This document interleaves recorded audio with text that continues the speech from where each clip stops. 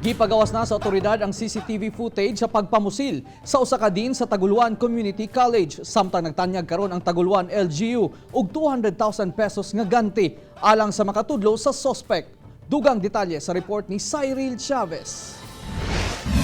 Kini ang kuha sa CCTV nga nakaplastar sa entrada sa Tagoloan Community College diyang nahitabo ang pagpamusil kang Dr. Frederick Gomez, ang Dean sa College of Criminology sa mong tunghaan.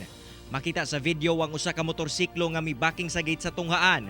Taod-taod, makita na ang Dean nga minaog sa tricycle. Samtang makita sab ang suspect nga naka-helmet nga mikuot og pusil, dayon gibalik og tago diyang nakasulod na sa gate ang maestro.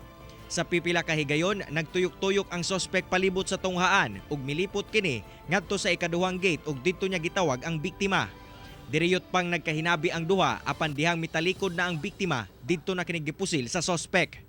Pagkaigo sa biktima, dali kini nga midagan pasulod sa classroom ug dayon na sa misibat ang suspect gamit ang iyang motor. Sumala pa sa Tagoloan Municipal Police, padayon pang ginapalawman ang ilang investigasyon aron matumbok kung si kinsa ang nagpaluyo sa insidente. Hugot sab ang ilang pagbantay sa biktima karon nga anaa sa stable condition ug sa mga kabanay niini. Ilasab gi-release ang footage sa publiko aron mas mapadali ang pagsulbad sa krimen. Labi pa nga mitanyag og 200,000 pesos nga reward ang LGU sa makatudlo sa suspect nga mipusil sa biktima. Kung sino makapagtulong na makilala, may turo ating suspect. Sana doon at kay matakot, tatago namin identity nyo para matulungan nyo kami. Kauban si James Yap sa kamera.